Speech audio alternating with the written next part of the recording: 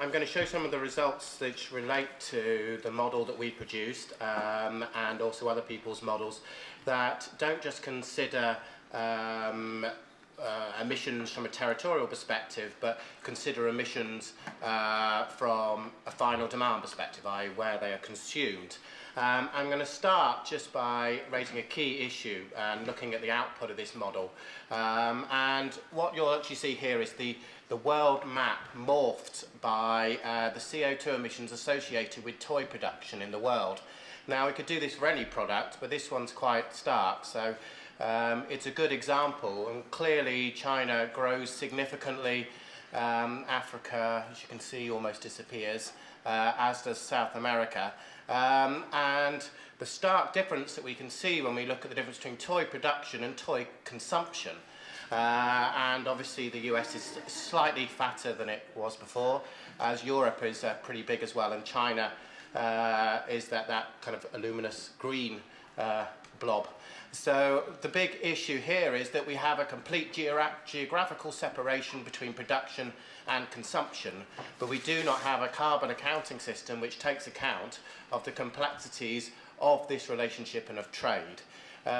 As we also have under the UNFCCC, we actually consider emissions from a territorial perspective, i.e. the emissions which occur within that country.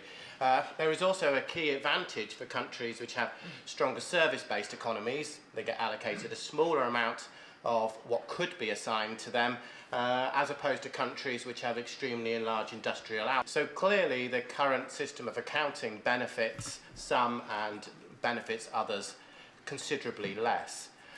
We'll have a look at the results at a national level. Being from the United Kingdom, I've chosen the UK, but we could produce these results for any country. The UK has reduced its greenhouse gas emissions from a territorial perspective, and if we look at the blue line, that's in line with the Kyoto greenhouse gas basket, which is defined as part of the agreement, and the UK's got around about a 20% reduction in its territorial emissions. Left out of those are aviation and shipping emissions, not allocated. So if we add those on, we get what we would call a full territorial emissions, and the emission reduction is considerably less, as those are the sectors which have actually grown and actually doubled in size over that time period. So therefore we're successfully reducing the emissions in the areas where we are monitoring them, but not successfully reducing them in the areas where they're not allocated to our responsibility. The top line shows the consumer emissions of the UK. So this would be the complete embedded carbon of imports added on and exports taken off. And they've gone up by about 20% over that same time period. There is a considerable gap, as we can see, between these. And the UK government has now got a consultation out by select committees to try and explore how they could extend their territorial mitigation targets to consumer-based emissions. They're probably leading the way, a couple of other countries touching on this, Sweden being a case, but they're probably leading on the way in understanding how they could potentially shift to having targets in relation to consumption as opposed to territorial emissions. Such a system would actually mean that it would be aligned more with GDP, which clearly takes account of these kind of issues. So therefore, from this perspective, the UK government could argue or suggest that their climate change policy is being undermined by imports. You could also look at it another way, that potentially is this because of leakage? And that very much depends how we define leakage. If we define carbon leakage in its narrowest sense, due to climate change regulation in the UK, companies have closed down and moved somewhere else, then no, we'd see little evidence for that happening. That would actually suggest that we have climate change regulation which is stringent and harsh enough so a company would actually need to move. I think we could argue that's not the case. But what we have seen is that an increase in final demand, an increase broadly in consumption by UK households has been met by imports and not met by an increase in domestic production. And this is a pattern which we see in a considerable number of developed countries.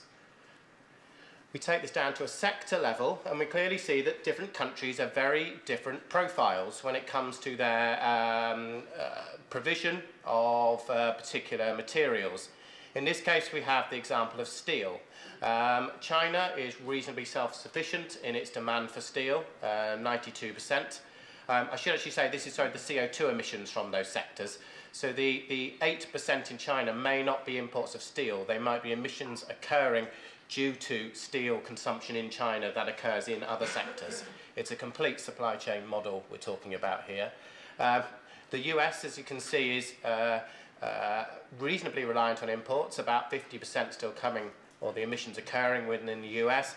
And then we see the situation in the UK, a country which is very dependent on imports for steel. Now, one of the key issues here is that it's not coming into the UK as raw steel. It's coming hidden in the thousands of products that are imported to the UK, which adds extreme complexity to carbon accounting systems. And I'll come to that when we talk about border carbon adjustments. So, in essence then, if we, as Aaron said at the beginning, face a situation where we are not going to have a global agreement in the not too distant future, then one area for countries which have some climate change mitigation policy is to then try and extend that to their imports to ensure that they are not undermining their own mitigation policy. Another way to look at it is, should the UK actually be responsible for those emissions or not? Now, I'm not going to answer that question, but it definitely raises questions of the limitations of different carbon accounting systems. But in reality, we'd start by just looking about, well, how much of the global emissions are really captured inside a scheme or how much global carbon is priced, basically. I'm not arguing at this stage whether it's priced effectively or free allowances, but what basically global emissions fit under a traded scheme. And it's fairly limited. It's 9% of global emissions at this stage. Obviously, the EU ETS concentrates on CO2 emissions, and we can clearly see in the sectors which it sits in that that's the right thing to concentrate on. Only 2% of the greenhouse gas emissions associated with the sectors in the EU ETS relate to non-CO2 greenhouse gases. So we are capturing the majority of emissions. If the EU ETS was to extend to all industry sectors, so this isn't the direct emissions of households, but if it was to extend to those sectors, then we'd be looking at capturing 14% of global emissions inside a traded scheme. So how much are we talking about in terms of leakage? We start by looking and exploring at the 9%, which I've just mentioned, captured in the EU ETS. There are, of course, a number of proposed schemes on the table to consider potentially pricing carbon within different markets and different countries, and the key inclusion here would obviously be the US. Without the US on board, only 13% or 13% of global emissions, and this is just the sectors, this is just extending it to EU ETS sectors, not extending it to all industry sectors, would therefore be included. So that's a massive change in terms of how much we would capture globally. That would take us up to 20%, 28%. We then have a number of options in how we may actually consider border carbon adjustments and how they may be implemented. And what we've done here is actually quantify many of the political sensitivities that surround the border carbon adjustment debate. So firstly, if we were to just consider the raw material inputs from the key sectors, the key EU ETS sectors, so I'm sure you know them, but steel, cement, electricity and so on, we would increase the amount of global emissions by such a small amount that it is barely worth accounting. And the reason why it's so small is that this would only cover the import of those raw materials. We don't import much electricity into the EU from outside the EU, and nor does the US. So therefore, what we've got here is if we just capture that raw material of steel, for example, we're not really capturing much. Global supply chains are far more complex than us just having a simple system to capture the raw material input of those products. If we actually try and then look at the, sorry, that one was the second one. I'll skip because of time and go straight to the one which says direct on-site imports and on-site electricity. So if we extended the scheme then to take account of the electricity used to produce the steel in China, for example, and then imported that product. So we've basically added the direct emissions of steel, still looking just at raw materials, but have added on the electricity generation. We're still only adding a couple 2% extra to the total. And the interesting point here is that, or the reason why I think this is so important, is that if we're accepting this climate change issue as a crisis, then we've got to start talking about policies which seriously start to capture a large proportion of global emissions. And so therefore under that we would only extend that capturing a little bit further. If we then go to the last one, due to time, all embedded emissions, if we were to actually capture the steel hidden in products, so let's say the steel in a car, the steel in every single product imported into the EU and proposed schemes, we're then starting to capture a significant proportion. We're then going to get 10% of global emissions captured through such a scheme. But of course this gives us particular complexity on how to measure carbon and carbon accounting within products and sectors, and I'll come to that at the end.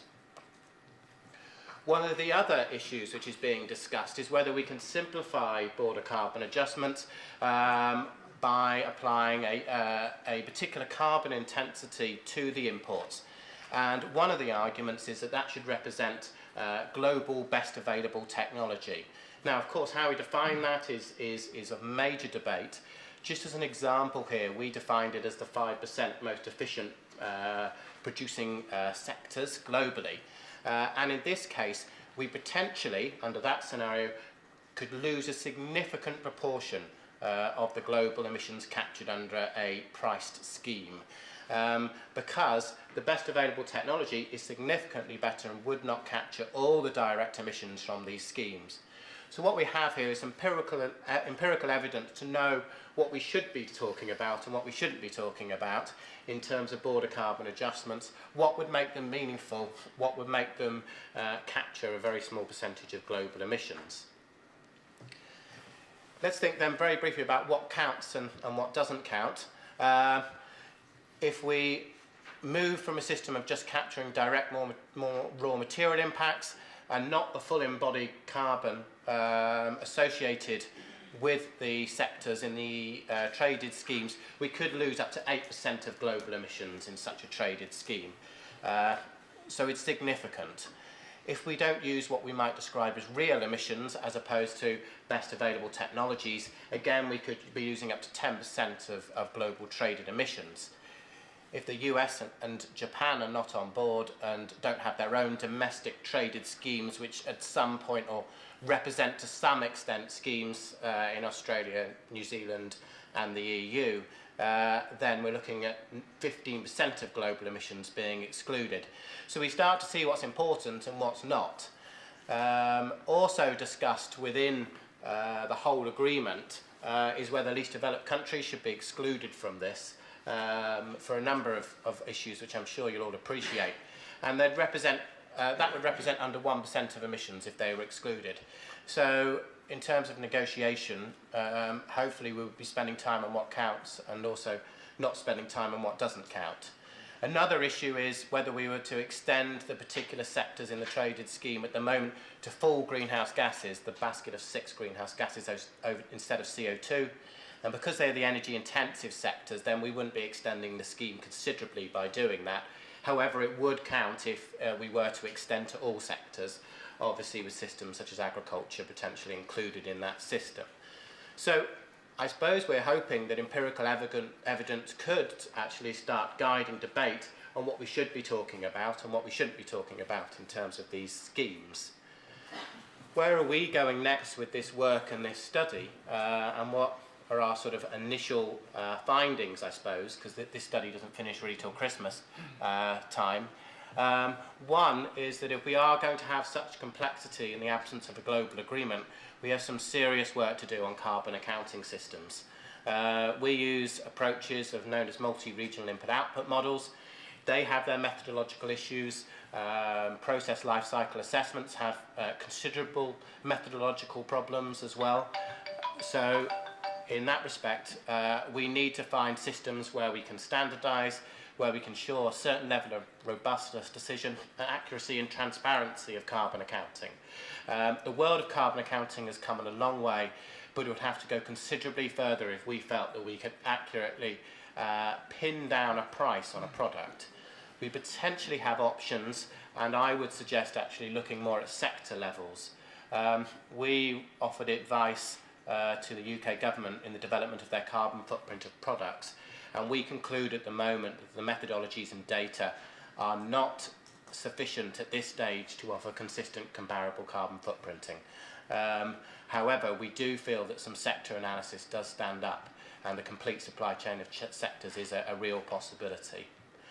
The next thing which we're planning to do is to develop a whole range of scenarios based on cooperative and non-cooperative solutions, bringing together a range of all these political sensitivities into larger scenarios to present a number of options on how border carbon adjustments may or may not move forward, and the consequences that these would have for all countries, depending on all the issues discussed.